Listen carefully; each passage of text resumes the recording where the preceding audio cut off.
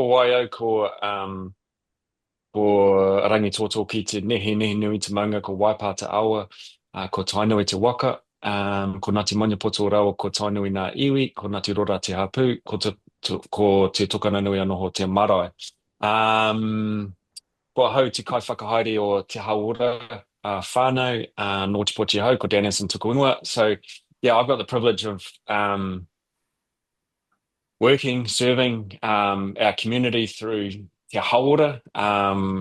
There's a lot of information about Te Hauora. What I will say that's probably not on there is that we're probably trying to redefine what it means to be a kaupapa Māori social service organisation, flipping the lid on what it means to create solutions for our people. So a lot of community organisations, are quite set on tendering to the government for solutions designed by someone, I don't know, probably someone not as good down here or wherever your community is, for a solution that is then implemented into a region that they don't understand. It's such a backwards way of thinking about anything. So for us, it's about what is it that is the challenge facing our people and how do we design solutions for it, and what's required in order to do that. So I think it's relevant for any particular industry, to be honest. It's more, I've found this industry more challenging than others, because you don't have a lot of trust and confidence in what you're doing. You need to find all the money in order to do it. And I tell you what, trying to harness our staff is bloody difficult. So they're wonderful, wonderful people, but they bring a lot of challenge for people that are in my position. Um, you feel free to ask any questions about Te Hauora itself or the things that we've been going through. I don't know what's useful in terms of that. But what I thought I'd start with is a story, and I hope I haven't checked who's in here. I hope that Virginia, my wife, is not in here, because she will tell me off for telling this story because it's supposed to stay within our whare. But my son came to me about a month ago, and he was like, as I'm making dinner, he said, "Can you please come out and have a look at the dog poo?" And I'm like, yeah, I'm not real interested in doing that. And I'm trying to cook dinner. And he was really persistent. So I said, okay, so after dinner, like you can come and show me this dog poo or whatever. And we finished dinner, and sure enough, he finished his last mouthful and he's like, let's go. So I'll take you outside and have a look at the dog poo. And so we go outside and he takes me around the back of the house and he said, here it is. Here's the dog poo. And I'm looking at this thing, and I said to him, Rakai, he's 6, by the way, that's not come out of a dog. And he looked at me and he said, I'm not so sure about that. And I said, look, Rakai, I've been around a little bit, seen a little bit. It's definitely not out of a dog. And he said, well, if a son did do that, would his father tell him off for it? And I said, look, it depends, really. I think that it's about sort of being honest rather than, whether it's you're going to get told off. And so I said, "Did you do it?" And he said, "Yeah, I did it, but by accident." And I said, "So how many accidents have you had?" And he said, "Well, maybe 3 or 4." And I said, "So why? Why do you just not go to the toilet?" And he said, "Well, because I just love playing out here, and if I have to go inside and I have to do all that other stuff, then it just takes me away from what I enjoy the most." And I said, Rakai, we don't even have a dog. And I tell this story because of, well, partly because I know that my wife will hate it, but the other part is that it's something that sticks in my mind about the magic of our kids. Our kids have this way of making stories, these fanciful stories, real, and they're convinced in their mind that they can convince someone else of this. And I think it's totally relevant. So when you're thinking about this idea of leadership and you're thinking about this idea of aroha, I want to keep in the back of your head this idea that our babies are born with this magic within them. And while it's a silly story about my son and trying to convince me about this thing when we don't even have a dog, it's really relevant because we lose this over time. So I think when I'm thinking about this, or Zenaida asked me to come and talk to this, the thing that sticks in my mind is the first part or the beginning or the is what is your moi moi a? What is your vision? What is your dream? And I think that's the first thing to start with because a vision, people need to know where they're going. They need to know where a horizon is, in order for them to get in behind something and to drive it forward. You need to understand where you're going to go. And so a vision, though, is only as good as what people breathe into it. So I sort of think about our moi moi, and then I think about our heart, our breath. And so you need to have a vision that's created by people, the people that matter most. And in an organization, I hand on heart believe that the most important people are the ones that we serve and the people that sit around them. And so our frontline staff are the most important people. And when I've worked in different organizations, corrections, police, transport, health, Kiwi Bank, all these different places, they don't actually live and breathe this way of putting our frontline staff first. They are your eyes and ears of everything, and they understand in so much detail the people that you're serving. And so, therefore, it makes sense that your vision is always from the ground up. And if you're really wanting to get people to breathe into a vision, then they need to see themselves within it. So, when I think about this idea of a vision, um, it's about how do you harness the collective energy of people. So how do you create kotahitanga? And to do that, it's got to come from the people who are the ones that are going to drive it. And I guess it can come from the other way, but then I think you end up with a very different organization, very different organization. So I guess what I'm talking about is this idea of collective over individual. And it doesn't mean that you lose the individual, but I think that the collective element to this is really important. Um, this type of leadership is not about uniformity. So I get so tired of listening to people say, "Oh, you've got to be consistent with how you lead." Which what they're saying is, if you take a performance development as an example, well, everyone gets $2,000 and it needs to be done in this way, blah blah blah, and it's just the most ridiculous way to go about leading people because you've got a whole bunch of different individuals with different attributes, different strengths, different weaknesses. So why would you apply this uniformity in this way when you're trying to harness people, encourage individuality, but pull them together in kotahitanga?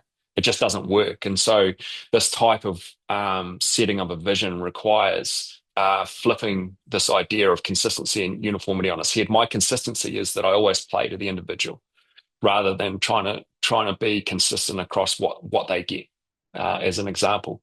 Um, I thought it might be useful to share a vision. And so it's not really about the words of this vision. This is just our vision. But what I think it does is that it does explain a little bit about this concept of leadership. And so you'll see weaved in through this are these different words that probably do shape who we are, who I am.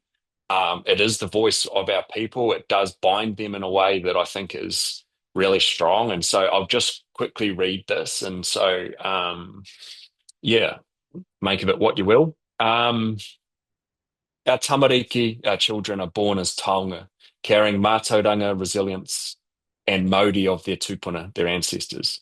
They arrive in this world whole, connected to their whakapapa wairua and the guiding forces that have shaped generations before them. Our role is not to reshape them, but to uphold spaces where their inherent wisdom and potential can flourish. We ensure they are connected and proud of their identity while exploring the boundless possibilities of the world around them. Imagine a future where whānau stands strong, deeply rooted in their identity and empowered by the strength of those who came before them.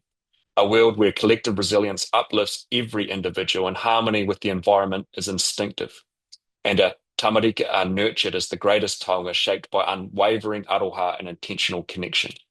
We have the opportunity to return to these core values, ensuring our communities have all they need to raise tamariki who are confident, connected, and free to dream beyond limitation. A future where mātauranga Māori and modern realities are seamlessly woven together, creating spaces of thriving, belonging, and intergenerational strength. This is the future we must build, a future where our tamariki shine brightly, fully seen, protected, and believed in. A future where we all stand proudly together for them. And these words aren't mine. They're while I've crafted them, and they've sort of been not dumbed down, but translated a little bit. But they're the voices of our people. And we don't just work with children, by the way. We actually work with all people of all different ethnicities. The underpinning belief is that there is magic within each person, that they're born with it, and it's only society and people around them that dilute that magic. That's why I mention that silly story about my son, because I don't ever want him to lose that. I don't ever want him to lose the silliness that he has. I don't want the education system to take that from him. I don't want my staff to lose that magic within them. And so there's a lot that's in uh, that vision, that moi moi that speaks to how we hold people and how we create space for people and how we look at each other. So the starting point for me is, yeah, what is your vision? Um, the next part really is, what is your roadmap? What is the way in which you're going to get there? And then the last part is, how do you weave people together in order to travel on that path to reach that horizon? So there's three steps to everything. I think it's kind of simple. I don't know how people come up with this stuff, but it's just kind of what we do, I suppose. When you're thinking about leadership, and Kristen made this comment recently, and it's like, what is this idea of leadership? And I don't really think about it as leadership either. I think it's just who you are, and I think that's the best way I can describe it. And therefore, when I think about that, it's about authenticity and it's about identity. And so many people get this bit wrong, and I think that they really struggle with that, like for a variety of reasons. And I think it's to their detriment, because if you're not clear on who you are, if you're not authentic within yourself, then how are you expecting to be able to lead other people or draw that out of them? And so, what underpins this is my belief that if you are comfortable with who you are and you're authentic within yourself, then you've got the best chance of being the best version of you. And it doesn't matter what you are. It doesn't matter if you decide to lead with Aroha or you lead in some other way. I think it's irrelevant. Aroha is kind of irrelevant. It's just the way that I think about leadership, or think about the way that I am. Um, there's no right or wrong, but just be clear on what it is that you are. And I think that sounds easy, but it's actually really hard. And it's much harder. And I see it all the time out everywhere. It's incredible how much self promotion, and self preservation gets in the way of good decision making by leaders. It gets in the way of creating environments for people, and I think um, that there's a lot of reasons for it. People have got lots of good examples, but I don't have a lot of sympathy for it either. I and quite unapologetic about the need to dismiss those things and get to the true heart of who you actually are. But to do it requires a shitload of discomfort, if I'm honest. And to do it in an environment leading a group of people, you need to create space for other people to be uncomfortable. You need to create space that enables really deep reflection and consideration. At its worst case, it's about people going back to their past and trying to identify the things that happened to them, that shaped them. It's not ever about dismissing them or leaving it. I actually think it's about reconciling it and um, not being okay with it, because I don't think that you ever are, but it's just accepting that it's part of who you are. And then you carry it forward in a very different way. At its best, I see it as being a real massive strength. And so, as an organization, how does this look? I think for me, um, it is creating spaces away from our work to sit with each other and to challenge each other, to question and query and create thought around, what is it? Why am I this particular way? What do I bring into a space? And so it's really, what it's about is that if is this idea that if you can do this, if you can start to deeply question those things, then ultimately it will affect the way in which you deliver whatever it is that you're delivering. And it's about trying to be more effective in what you do. But it also, what underpins this becomes culture that's very difficult to describe, other than it's like a family, I suppose. there's a degree of deep care that I haven't seen in any other place, because we've invested so heavily in trying to encourage deep reflection. It also forces you to be able to look outside and go, yeah, okay, so these employer employee relationships and structures, but people are so bound by them, and actually you can bleed over them. And I don't mean that in a really reckless way, but so many people are bound by these systems and structures. If you can get to the heart of yourself and who you are, you have a confidence to understand when you can put your foot over the line, and when it's appropriate to do so. And so there's so many systems and structures that inhibit our ability to think creatively, to be vulnerable, to walk with humility, that it actually holds people back. So there's a confidence that comes with understanding yourself and understanding the people around you. And if you can do it at an individual level, then you can do it within a team, then you can do it within an organization, and then you can actually start to influence other organizations too. So it's a massive part of leading with this idea of Aroha. Um, and I guess that the anchor point for this is that leadership begins with authenticity, but it thrives through reflection and personal courage. And that's the only way I can describe it. Um, it also enables you to be like a child. And I don't know, what makes an 8-year-old boy laugh is what makes me laugh. And so I don't, I'm the same at work as I am at home. And I don't change when I walk through the door. Leadership is just a place where I've got responsibilities, but I've got responsibilities at home and I don't change. And so people think that there's a degree of recklessness that comes with that. But within Aroha is boundaries and obligations. And so if you understand that, then you understand that there's a much different way of working.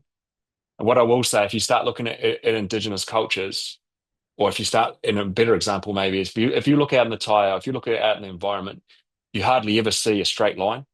Yet within society, we're constantly surrounded by straight lines. And within Indigenous cultures, everything's circular. And so there is something around that that's really important to us.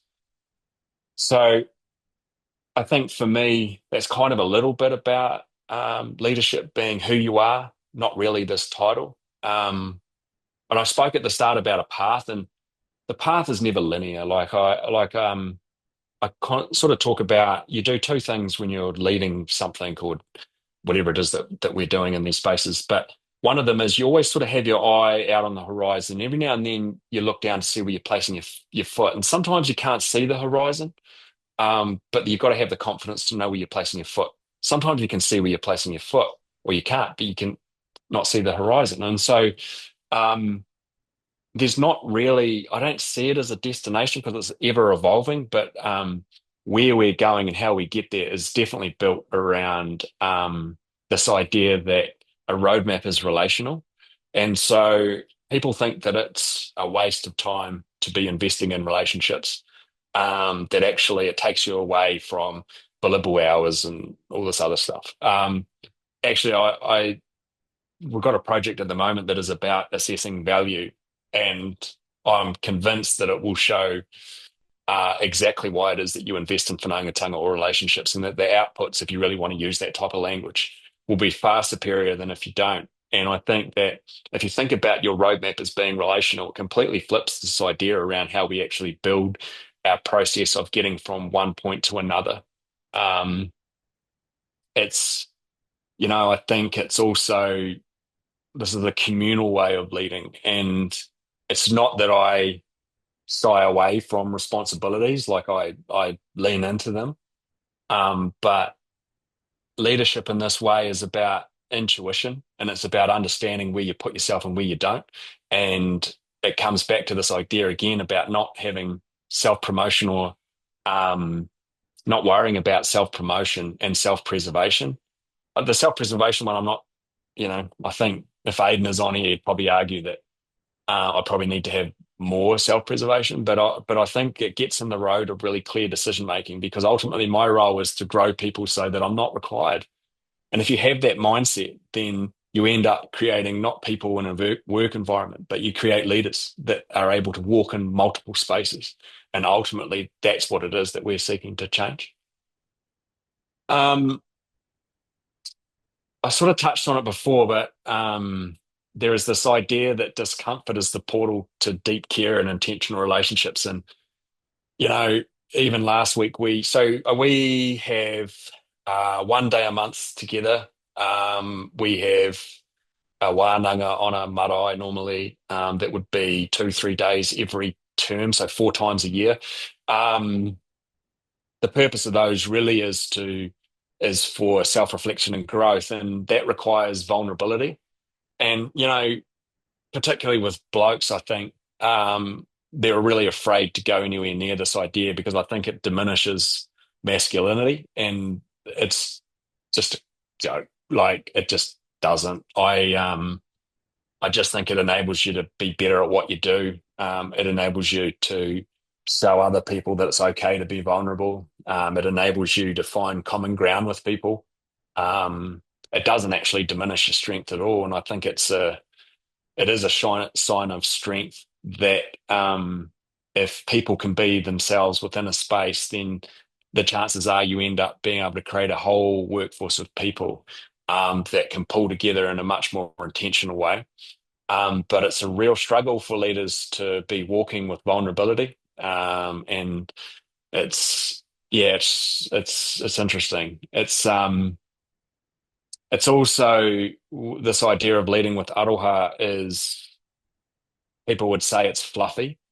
It's probably not. It's quite brutal, to be honest, because what comes with it is an obligation to tell people things and have the hardest of conversations, and that's extremely difficult. But if you really genuinely care for someone, then your responsibility is to have those conversations with them no matter how hard they are. And if you accept that and you're willing to do that, then it puts you in the most brutal of situations. Sometimes it means that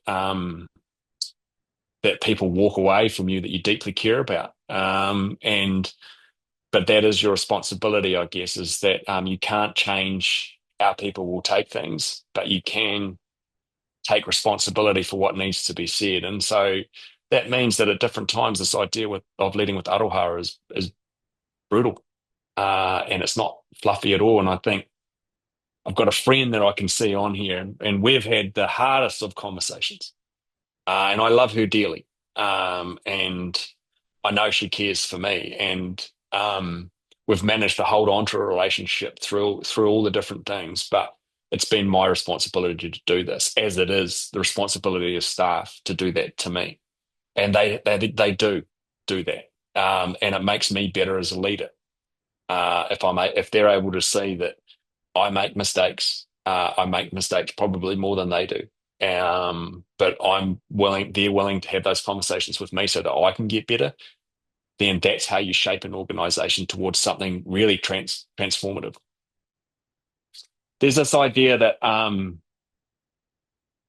our notion of time and success. And so what shapes and underpins all of this is that I don't have a notion of time that's about today. And so neither does anyone in here, to be honest. But our notion of time is whakapapa based, and I'll sort of describe that. It's we do look back into the past because there's so much to learn about, but people dismiss it, and so there are timeless ways of looking at time that are so relevant to today that people dismiss.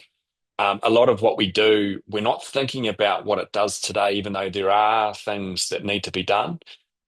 It's about what happens for our kids, what happens for our grandkids, what happens for their kids. And so if you start to shift your notion of time, it starts to change the way in which you lead people. So I go back to that idea about I don't fear investing in people. Um, I believe it's my responsibility that to enjoy and have the privilege of that relationship while we're together in this particular organization. But one day it will end. My responsibility is to try and help them be the best version of themselves. But people are so afraid to invest in them for fear that that money that's been invested in them will just go to someone else. My argument is, well, what does it matter? Because isn't it about us helping one person be the best version of themselves while they're with us?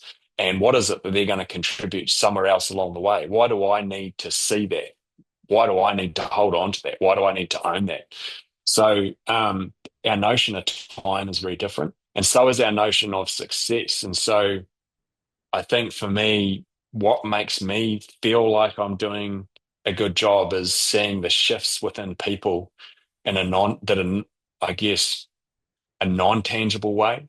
I don't really look at the tangible ways in which people would think about success. I think about how people have changed over time and how they've enabled to do that themselves and how they've grown. And so um, people talk about, like when you're planting trees, people so much focus on the tree. Like when you're leading people, just focus on the soil. Well, you don't need to think about the tree. The tree will take care of itself. And so, but instead, we're so fixated on making sure that that thing grows a particular way and in this way and that way. It's not your job, in my mind. Your job is to cultivate what's around them, and it's to create those conditions in order for them to grow. Um, and I think we lose sight of that. So my notion of success is seeing how people, how does an environment elicit change within a person? How does that person then elicit change in someone else? And then collectively, how do those people elicit change beyond that? Then I start to think about it's not the other thing I will say is this organization is simply a vehicle. It's no more, no less. And yeah, it's a beautiful place to work and it's a beautiful place to be. But it's not what it's about. It's actually we're trying to shift something that's outside of us. This is just the vehicle that we've got at the moment. And so um, there's this idea that why do people need to see the tree grow? So you plant seeds, right? You plant seeds for some vision that you have, but why must you be the person that has your back against the tree? And so we don't think like that. We're not the ones that need to have that success. We're not the ones that need to feel that success. It's merely about trying to do the right thing by people now for someone later. And so that's a big part of, I guess, how we see the world. I guess I don't know what sort of time we've got. Yeah. So I think, what else? It's not about self-promotion. I don't really care about my own self-preservation. Um, in a lot of ways, I try to take care of myself and look after myself, but I don't let that, it's not about me. It's about the role. It's about this organization. It's about the people within it. I serve them. So, and I genuinely believe that. Um, I guess my questions would be to others that are interested in this is, are you creating space for others? Um, what does that look like? Do you know when to step aside? Do you not? What is this idea of uniformity and how do you apply it? Um, how self-reflective are you? Are you being true to yourself? Are you not? What is it that doesn't enable you to do the things that sort of talked about today, and why?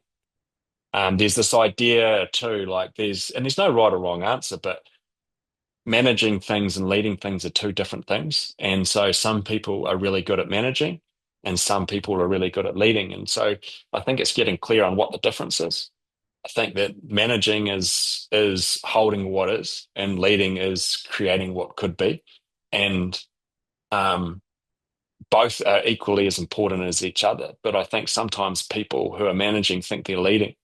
And I think some people are leading, but they're actually managing. So I think that's important to understand. So it's not a lot of time to sort of pull something together for this, but I have tried to quickly cover some of the things that we think about within Te Haora, some of the things that I think about when we're trying to guide and lead others. I have definitely got a lot of work on as a leader, and I think that's an ever ongoing process. But I've got a group of staff that are really unafraid to put it to me where what they need from me. And so, I take a lot of pride out of that they can come and put it to me and explain what it is they need so that it makes me better. Um, I've taken more from this place than I've given, and I've taken and learnt more from the staff than I've given them. And so for me, it's a real privilege. And the last thing I'll say is that what happens in this space, I think, is applicable anywhere. I get tired of hearing it can't work in the public sector, it can't work in the private sector, it can't work at scale. It can work at scale. It absolutely can. It's just whether it just comes down to whether or not you're willing to give it a go or not. So, Zanira, I don't know what else you want me to talk about, but I Ah, can flick it to you or talk about whatever. yeah, that was so amazing and so also on time. We talked about doing bird coos for me to Barred owl. It's a barred owl. barred It's not a owl. bird. Yeah. Um, that was amazing. Thank you. There are so many threads, and I also know there are a lot of leaders in the room. So I'm wondering if we can just open this up for people to ask questions live and have a bit of a corridor. I'm gonna figure out how to unspotlight you and maybe if anyone has any questions, feel free to take yourself off mute and put them to Dan.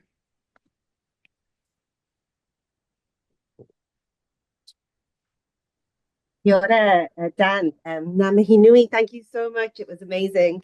Zoraida told me I would absolutely really resonate and love what you shared, and I really did. And I think that authenticity in leading is so invaluable. Um, your story was magical at the beginning. I thought I work in early childhood, so really resonated with me that magic in children. But something actually me and Ida were talking about earlier this week was I talk about leading with intuition, so I've got a very intuitive way of responding to and looking at the world. And it doesn't mean that I'm not thoughtful or that I act rashly or that it's not, but definitely have a voice that, or not a voice, but something that guides within. Um, and I feel like that's, part of that magic. And we were discussing whether I believe that all humans have that within them, and just as you said that magic of creating stories, it's in all of us, um, but people can lose it along the way because of the what life throws at them. So I just wondered, as a leader, what are some of the things that you think we can do to draw out that magic, to draw out, to help people to realize and hear or listen to or be guided by that. Is it something that we can, if we've lost, regain, or is it something? Yeah, just wondered what your thoughts are around that. Yeah, kia ora. Yeah, love your thinking and thoughts too. Yeah, we're guided by a puku, I guess, but it gets beaten out of us. And so it's it probably starts with how you recruit. So I think when we're thinking about trying to find people that work within our organization, we sort of flip that process on its head, to try and find people that are more in tune with their intuition, rather than have different qualifications and skills that you might more traditionally look for. So that's one part of it, in terms of how we look for people. I'd absolutely, and I guess, there's a lot in the process that we do that's quite different. So we don't follow a normal interview process.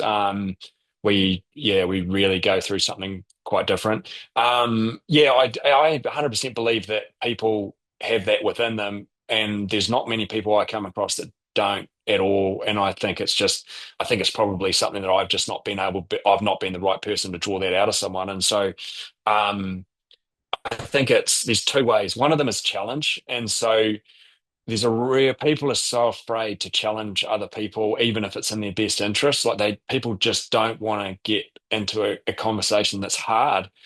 And so it's just knowing which one to do. And so sometimes it's hard. Other times it's showing love towards people and getting them to believe in themselves. So I think a lot of the way that I go about it is some of my experiences as a kid. not having people around and just desperately wishing that someone was going to turn up.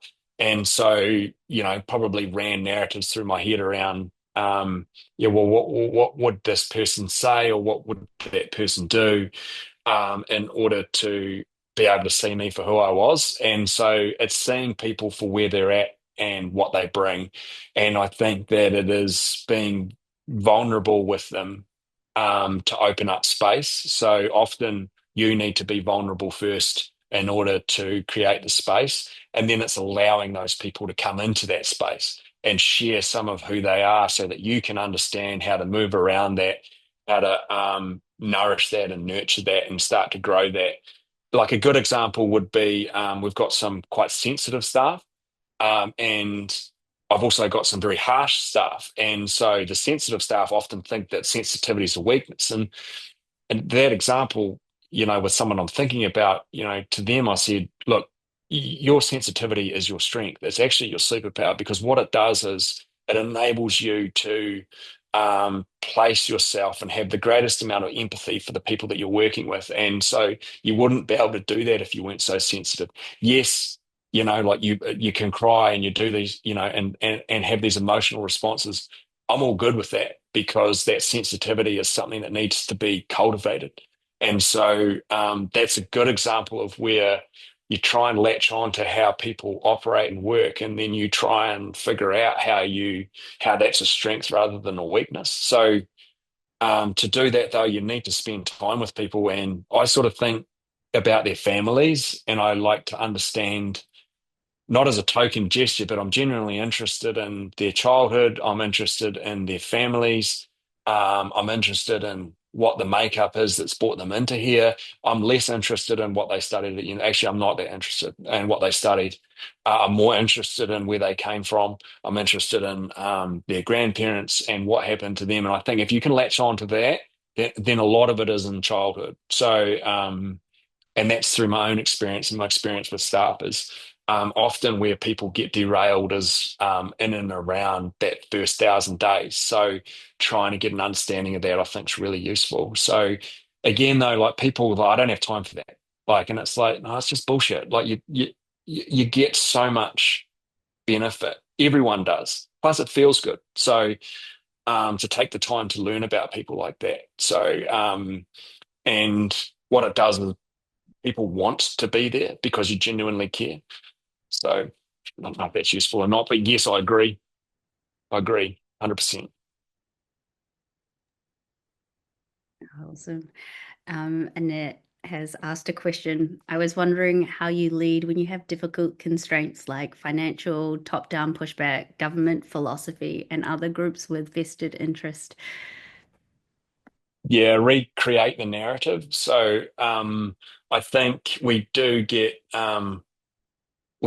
probably not so much from my board, but certainly from different investors into us, funders into our organization. They have in the past wanted to control. Uh, Most investors aren't as smart as you are.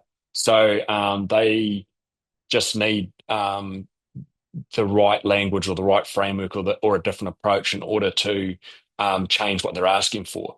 Um, I think so. That's one part. So, flipping this idea of impact on its head has been something that we do a lot of. Um, Even in this government that doesn't really like Indigenous people, they don't fear me, because a lot of it's just language, and so, you can explain what it is that this government requires and not dilute who you are at the same time. So you need to protect who you are, understand who you are, protect it at all costs, because if you lose that, you lose everything.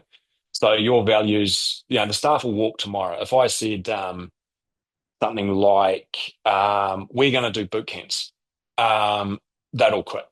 They just would. They would resign. And so, our values don't align with that. So, you protect that at all costs, and then you need to think about the challenge that you're confronted with, right? So there's an analytical and intellectual challenge around, say, this government, and so you just back yourself to be better than them. So one example would be social return on investment. So you just, like, it's not it's I don't understand that, and I was not very good at maths, but, I've got plenty of staff that are. And so we've attracted and invested in people that help drive that back part of our organization. We probably are quite good at forecasting where things are moving to, and we plan ahead around, okay, we've got a lot of urgent things to do, but one of the sometimes we just stop, and we create space and time for us to think carefully about where we're going in the future, and we start building towards that. The failure of a lot of organizations is they can't do the now and move forward. So you need to think about within an organization how you do both things. And then it just comes down to attracting talent. And so, therefore, rather than thinking about what you're funded for, you think about, well, what do I need and how much investment does that require? And then it's about how good you are at telling a story. And so, how much do you invest in storytelling? So, part of the reason that gravitated us to For Purpose was their ability to tell stories and their value alignment. So they were able to create a website for us that better reflected our work. And so that's one key junction where we were able to increase our profile and get a really good representation of who we were, so that if someone's looking at it, oh, there's something really good about that. Like, that looks really professional, blah, blah, blah. But it also connects to our staff. Oh, sorry. And just say no. Just say no. So you'll be surprised what will happen when you say no. So that's the other thing. We just said no. Like, so we need you to do this. No. And so what's the worst that can happen is that what they don't fund us. Okay, that's fine. Then we just shut it down. And so, when I talk about self-preservation, is it right to take that money or is it not?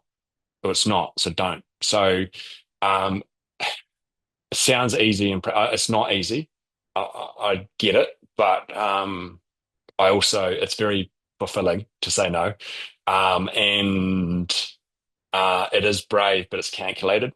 So, yeah, that's the other thing that we do a lot of. No, thank you.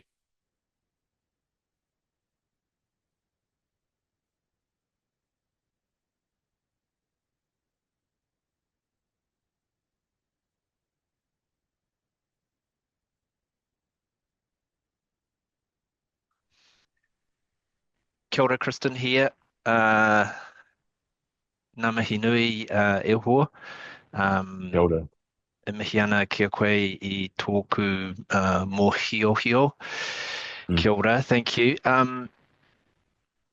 That was, this question feels a little shallow given the depth of your kōrero, but one thing that you said, I mean, everything resonated really deeply with me, but you also said, it made that distinction around between leadership and management. And I think that that's for me personally somewhere where I feel like I get stuck, or I feel like I do a lot of management and find it hard to get to the leadership. And I'm not sure if that's because I'm a better manager than I am a leader, or I just haven't worked out how to make space for being a leader, or if it's, it's all bundled up together there. But I was wondering, yeah, how you answer that, and there's a lot of management that has to be done, obviously. So yeah, do you intentionally carve those spaces out, or are they all the same thing, or yeah, how do you manage that tension? You're definitely leading, because I don't see many organizations like yours that stick so true to advancing things beyond your immediate kaupapa. So part of leading is the influence of other spaces that may or may not influence what you do on a day-to-day basis. So that's the first thing that I think about. So um, yeah, I do. Um, the some of it is, where is your mind at on a particular day, and so what type of year are we in at the moment? Like, there was an eclipse moon a while ago, and everything was going sideways. And so, if you watch Indigenous people, and you don't need to believe in this or not, but a lot of Indigenous people look at the environment so much and how we are connected to it, and we ebb and flow off it. And so there's certain times that you would do certain things, and there's certain times that you wouldn't do certain things. And Indigenous cultures throughout time have always done this. And so and your mood goes up and down depending on what the seasons are, what the week is, and things like that. And so, um, leading is, for me, leading is advancing something. And so it is taking a group of people and trying to either stand behind them on the waka and they're paddling and you're guiding, or it is pulling them forward. Whereas managing is trying to hold the status quo or hold what it is that we're doing. And so, yeah, I have to have irons in the fire constantly because it's an unpredictable environment. Although most environments are unpredictable, private sector, public sector, not for profit are all the same. And so um, I carve out space regularly to try and think about different ways in which we push forward. The hardest part is not finding the right time. It is making sure that I don't stray away from our focus and don't push us too far beyond what our expertise are, and also where we what's our core business, I guess, is a more traditional way of looking at it. The managing, I really enjoy it because I think for me, it's a lot of the parts I enjoy are my interaction with staff. And so I love to know where we're at and I love to know those things. But I've had to farm out a lot of the other tasks that I really enjoy, like the development of staff. I try and feed into it. So I try and um, make sure that I'm feeding into the things and sprinkling around as much as I can, and then spending time driving us forward, getting that started. We're still under resourced for a team to pick up a lot of the ideas. Like we've got so many ideas, and all of them could possibly work. But it's a matter of trying to find the ones and prioritize them effectively. But carve out space for sure, because I think, but at the right time, and then it's sometimes it's 5 minutes, sometimes it's an hour, but it's pretty quick. Like sometimes it's like when Zenaida came down and Anna came down, that a lot of the new ideas that we got were out of that. So it was actually based on relationship. We invested a week, not expecting anything. We were just there to be. But what came out of it was some pretty significant ideas that may change the landscape of lots of things. And so it was the investment in those things that people would dismiss. You're going to take a week out to spend with people and do what? We're going to talk. That doesn't seem like a very efficient use of time, but it was. So, yeah. Kia ora. Thanks so much, Dan, for sharing this. And I just would love to just keep on asking you questions for the next 3 hours. Is everyone okay with that? Can we stick around? Go for it. No. I did find your LinkedIn and Did I you? have the Te Water website if people want to stay in touch. Yeah, and learn more about your amazing, amazing work down there. Thank you so much for taking the time. And yeah, we're gonna close off now. Would you like to do the closing, Karakia? Yeah, with a wire to total. Thank you very much. No, yeah, no, absolutely. Thanks very much for listening. If people got questions or queries or whatever, just grab my email, send it through or whatever. It's just really cool to share different ways of working. And if there's something in what we're doing that resonates, then let us know. The staff are magical. So they're a pain in the ass, but they are truly the visionary people of our organization. I'm just kind of the pulley together person. So yeah, if there's something in what we've been going through, what we've changed, what we're doing, just honestly fire it through. And it'll be lovely to share. Kēnoi tātou, whakamau te kōrero, whakamau te wānanga, whakamau ki a ranginui e tu iho nei. Whakamau ki a papatua no kui tākoto aki nei, whakatina ki te tumu o te māramatanga ki a tina, tina hui e taiki e.